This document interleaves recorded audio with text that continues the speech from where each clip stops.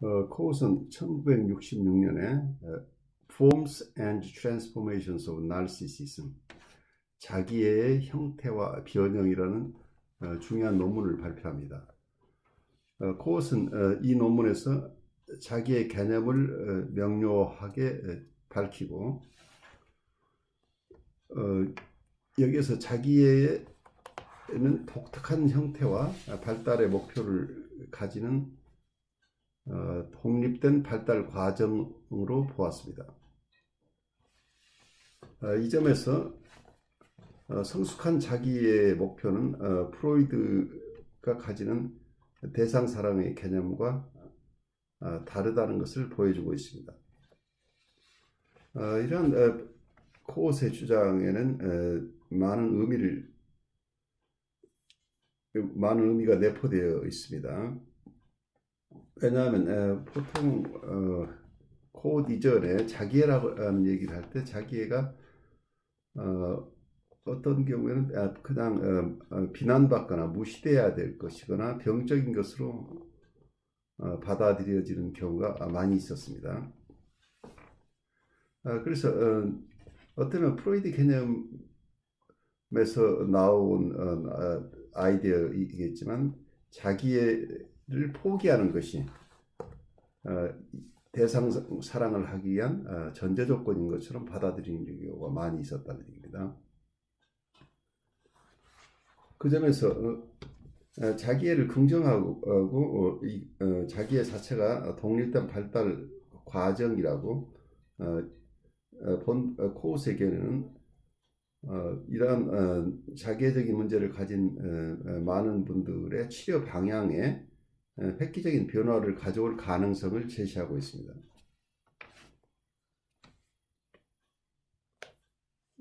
코웃은 우선 자기에게,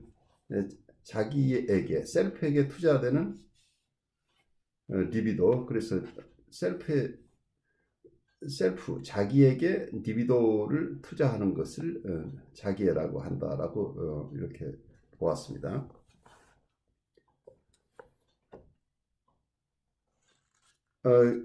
그런데 이 자기애에 대한 어떤 부정적인 견해가 과거에 있었는데, 코웃은 이것은 서구 세계의 가치가 정신분석학에게 침투한 것으로 이렇게 보았습니다. 그래서 어떤 프로이디언들이 생각하고 있는 자기애를 대상 사랑으로 바꿔야 된다고 하는 이런 개념 자체가 어떻게 보면 정신분석학의 입지를 약화시키고 있다고 주장합니다.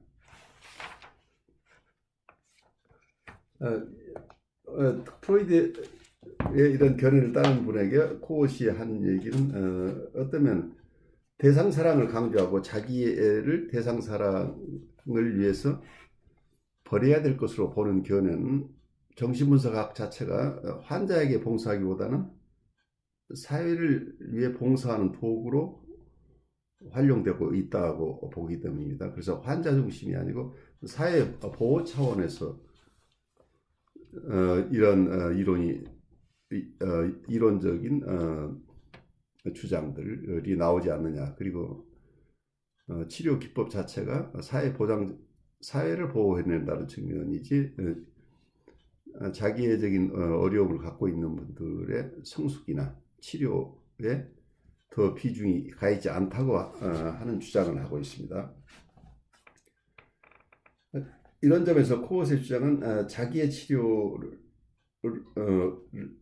코웃의 주장 자체가 자기의 자체를 부인할 것이 아니고 정당한 것으로, 그리고 정당한 발달 목표를 가지는 것으로 보았다는 것을 우리가 이해할 필요가 있습니다. 그래서 아마 이 논문에서 코웃이 프로이드의 발달 과정과 이 프로이드의 발달 과정에서 포함시키지 않은 코웃의 주장을 담은 이 두 주장을 합한 도표를 하나 제시하고 있습니다. 이 도표를 보면 1차적 자기의 프라이머리 나르시시즘에서 프로이드가 보았던 것은 거기서부터 동성애적 대상과 을 거쳐서 이성애적 대상으로 이렇게 옮겨가는 대상 사랑이 발달한다. 이것을 대상 리비도라고 한다. 이렇게 보았습니다. 그런데 대상 리비도가 아닌 자기애가 나르시시즘인데, 이 자기애를 코엇은 idealized parental imago, 그래서 이상화된 부모 이미지 혹은 이상화된 부모 원상이라는 개념을 도입을 합니다.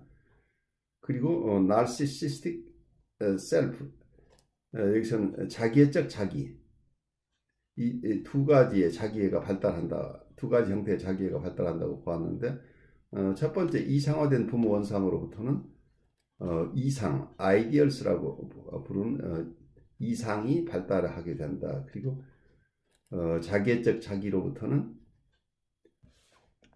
야망이라고 할까요? 포부라고 할까요? 여기서 영어로는 ambitions라고 표현되고 있는데, ambitions, 어떤 ambitions가 그 야망이 여기서부터 나온다. 그래서 부모가 이상화된 부모 원상으로부터는 이상이 발달해 나오고, 그리고 자기애적 자기로부터는 야망이 발달한다. 이런 모습으로 큰 그림을 보여주고 있습니다. 여기서 코엇이 보았던 자기애적 형태를 조금 더 살펴보면, 보통 아이들은 초기에 아주 행복한 상태에 있다가 어떤 면은 양육자로부터 충분한 돌봄을 받지 못함으로 있어 불가피하게 아이들은 상처를 받게 된다고 봅니다. 그래서 처음에는 아주 행복한 상태를 상정을 합니다. 이 낙원에 있다가 양육자의 실패가 드러나기 시작하면서 아기는 잃어버린 행복을 회복하기 위해서 자기애적으로 온전한 두 개의 체계를 새롭게 창조한다, 이렇게 보고 있는데, 아이가 창조하는 첫 번째 체계는 완전한 자기를 창조하려는 어떤 움직임인데, 이 발달 단계에서는 좋고 유쾌하고 온전한 것은 모두 자신의 내면에 속한 것으로 하고, 나쁜 것은 모두 밖에 있는 것으로, 외부에 속하는 것으로 경험합니다. 프로이드가 이때 정의한 것은 이러한 것을 순수한 쾌락자, purified pleasure ego라고 불렀습니다. 코엇은 이것을 자기애적 자기, 그래서 narcissistic self라는 구조로 불렀습니다. 그리고 두 번째 체계는 여기서 두 번째 체계라고 하는 나르시시즘의 두 번째 형태나 체계를 얘기합니다. 두 번째 체계는 상실된 행복을 다시 찾기 위해서 외부의 다른 대상에게 엄청난 힘과 완벽함을 부여합니다. 여기서 완벽한 다른 이에게 소속되는 것은 아이에게 그래서 이러한 큰 힘을 완벽한 타자가 있다고 하는 것,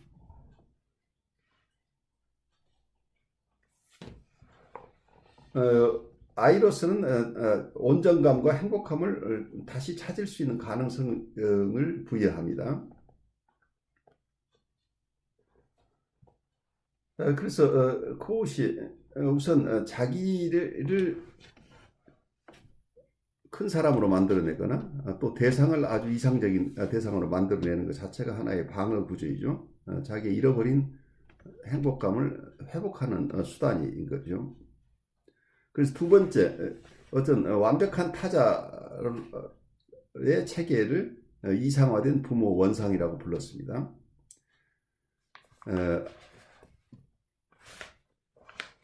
idealized parental imago라고 부른 부분입니다. 그래서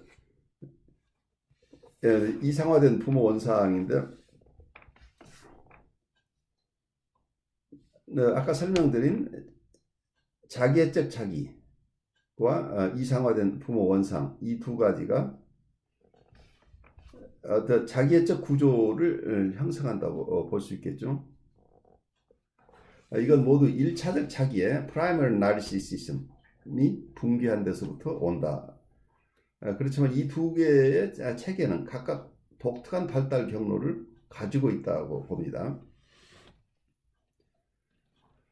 이상화된 어떤 부모 원상, 이상화된 부모 원상에 대한 아이디얼라이션, 이상화는 아기가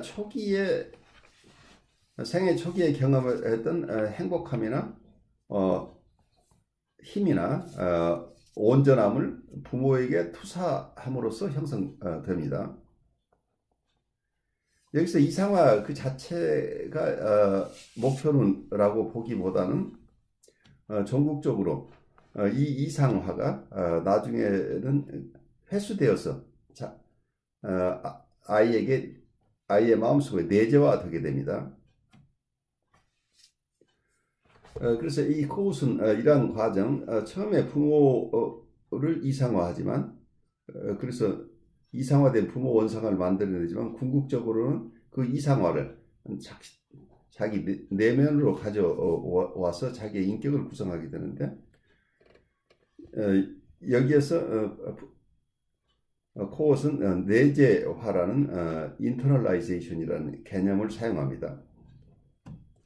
이 개념은 프로이드가 1917년에 애도와 우울이라는 논문에서 사용했던 개념입니다.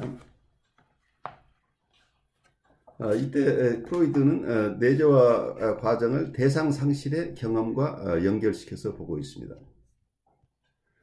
이때 프로이드가 봤던 것은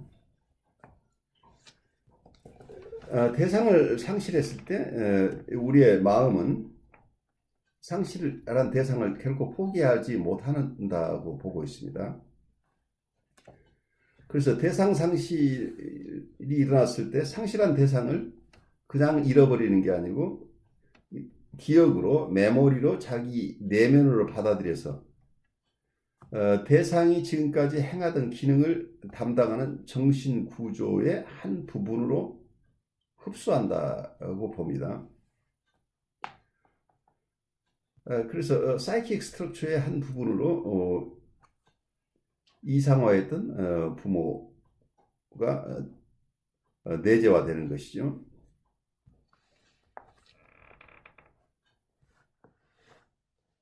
그래서 코드에 의하면 아이가 상실한 대상을 잃어버려 큰 충격을 받는 이런 경우들에서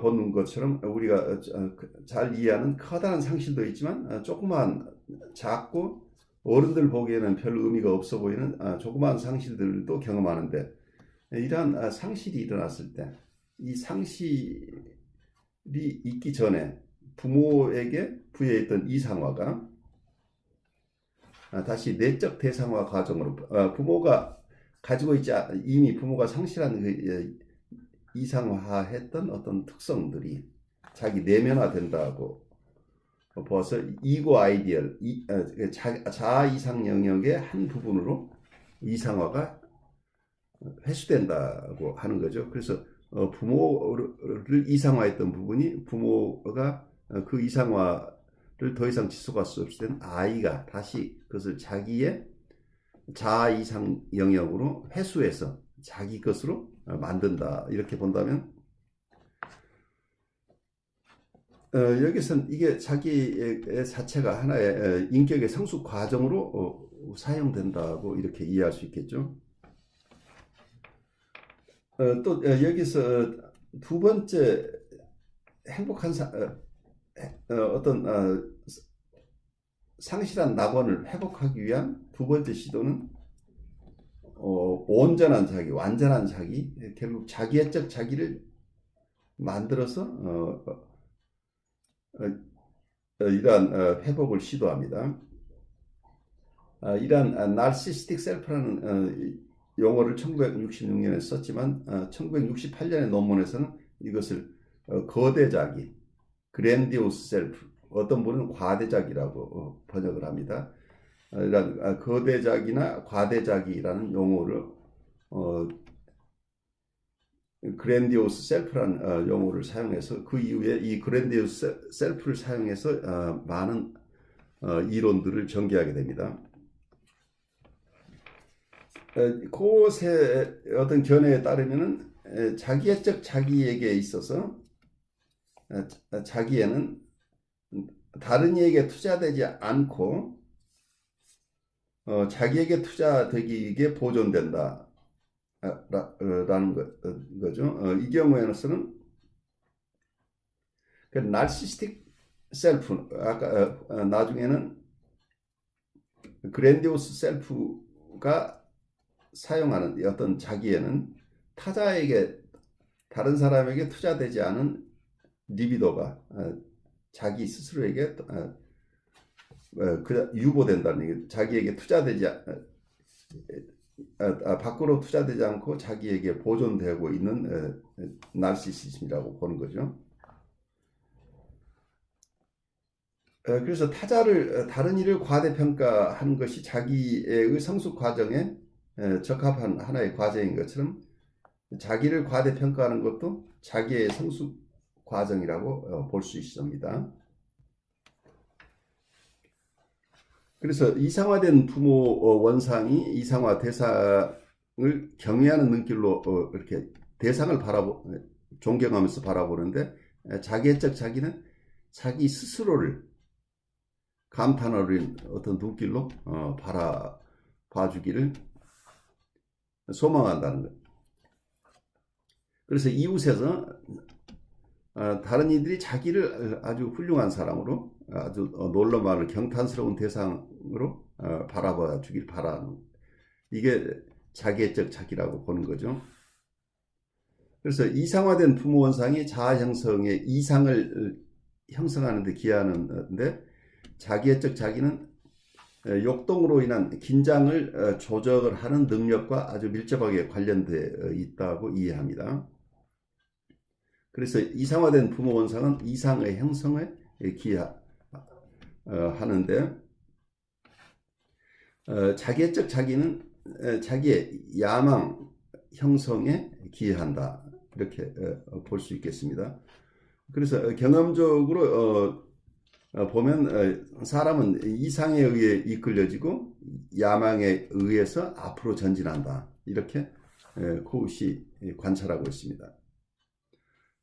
이런 개념이 나중에 코웃에게 바이폴라 셀프라는 이중축의 자기라는 개념으로 다시 표현됩니다. 이게 1977년 논문에서 이런 용어를 사용합니다. 바이폴라 셀프, 이중축의 자기라는 개념을 씁니다. 코웃에게 있어서 어떤 야망은 아이의 과대적 환상, 아이의 거대 환상이라고 얘기할 수 있겠죠. 그랜드우스 팬터시라고 표현하는데, 이런 거대 환상으로부터 이런 야망이 발달한다, 이렇게 보는데, 이러한 환상은, 이 거대 환상은 항상 자기의 위대함과 온전함을, 완벽함을 증언할 중요한 타자를 갖고 싶어 합니다. 이 다른 사람은 아이의 위대함과 완벽함에 참여하는 그런 의미에서만 의미가 있다고 봅니다. 이 외부 대상은 자기에게 경탄을 보내고 자기를 칭찬하고 찬미하는 대상으로서만 의미가 있다고 코웃은 보고 있습니다. 그래서 이 타자는, 이 다른 이는 그 자체로서는 아무런 의미를 갖지 않는다고 보는데, 코엇은 이러한 상황을 이렇게 설명하고 있습니다. 자기애적 리비도 에너지, 즉 다양한 발달 단계들의 기능과 활동과 관련되는 이 자기애적 에너지는 이러한 자기애적 에너지가 넘치도록 풍요로운 상태를 유지하기 위해서 아이는 자랑스럽게 바라봐주는 엄마의 눈빛을 필요로 한다. 이렇게 프로이드가 코엇이 이야기하고 있습니다. 그래서 여기에서 과시주의, 엑스비저니즘에 대한 설명이 좀 필요한데, 과시주의는 아이의 자기애적 자기, 나르시스틱 셀프가 느끼는 정상적인 경험입니다. 그래서 자기애적 자기가 자기에 대해서 느끼는 정상적인 경험을 과시주의, 엑시비저니즘이라고 코엇은 보고 있습니다. 아이는 다른 사람이 자신을 향해 찬탄하고 찬미하기를 항상 갈망합니다. 다른 사람이 자기를 아주 높이 봐주기를 바랍니다. 그러나 자기애적 자기의 관념적 내용 자체는 거대 환상으로부터 오는 것이라고 봅니다. 그래서 코엇에 따르면 거대 환상은 건강이나 질병 중 어느 쪽으로 거대 환상이 나중에 건강한 쪽으로 갈 것인지 아니면 병리적으로 갈 것인지는 이 거대 환상이 자아의 현실 목표에 어떻게 통합되느냐에 달려 있다고 봅니다. 만약에 아주 강하고 훌륭하다, 위대하다는 초기의 자기애적 환상이 갑작스런 실망으로 인해서 외상적으로 경험된다면, 이렇게 갑작스러운 실망 때문에 외상적인 경험으로 가게 되면은 어려움이 생기지만, 이러한 외상적인 어려움에 노출되지 않은 경우에는 점차적으로 자아의 현실 지향적 조직으로 통합된다. 그래서 자아는 다른 말로 얘기하면 현실 지향적인 조직인데, 이러한 자아에 통합된다고, 거대 환상 자체가 외상적으로 경험되지 않는다면, 이게 중요한 단서죠. 외상적으로 경험되지 않은 거대 환상 자체는 나중엔 현실 지향적인 조직인 어떤 자아의 일부로서 통합된다, 이렇게 봅니다. 그래서 자아는 이렇게 통합된 힘을 삶에서의 삶의 적응에 사용할 수 있게 된다. 그래서 자아가 현실 지향적인 조직에게 힘을 부여한다고 이렇게 봅니다. 그래서 거대감이라고 하는 건 그랜디오시티 자체는 결국 자아 안으로 통합돼서 궁극적으로는 자신감 있는 건강한 활동과 성공을 즐길 수 있는 자아의 능력으로 변화된다고 봅니다. 그래서 자기애적인 것들이 궁극적으로는 자아의 건강한 발달에 큰 요소가 된다고 이렇게 설명하고 있는데, 이 논문에서 코엇은 자기애가 어떻게 변형되어야 될 것인가, 어떤 트랜스포메이션이 바람직한가 하는 얘기를 하고 있습니다. 이 부분은 코엇이 앞으로 자기가 펼쳐나갈 논문의 지향점을 보여주고 있어서 아주 흥미롭습니다. 여기서 코엇은 자기애가 창의성,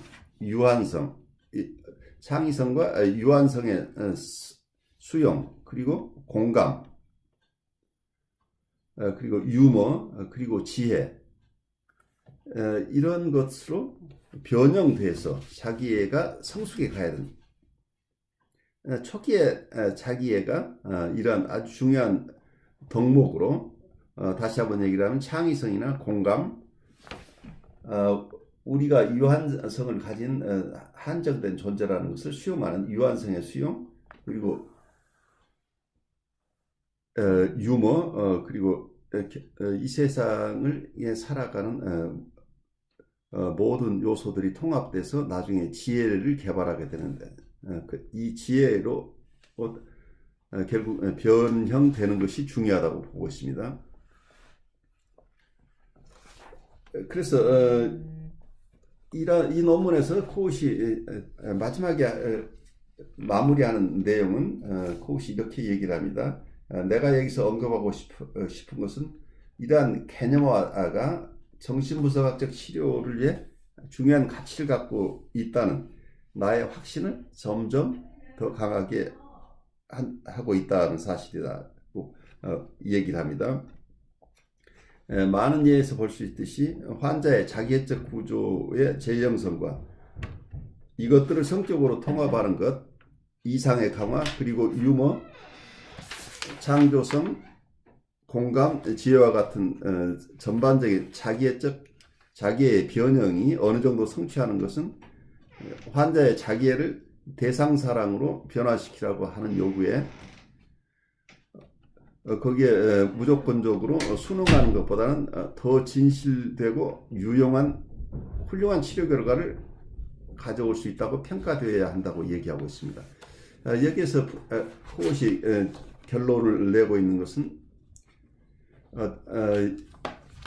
자기애를 대상사랑으로 바꾸는 것이 치료 목표라고 보고 있는 부분에 대한 중요한 반론입니다. 자기애는 스스로의 발달 목표가 있고 독립된 발달 과정을 가서 궁극적으로 자아에 통합돼 나가는 것이기 때문에 이것을 버리고 자기애를 무조건 버리고 대상 사랑으로 전환시키려고 하는 무리한 치료 목표를 갖는 것은 정신분석에 도움이 되지 않는다는 중요한 결론을 도출하고 있습니다.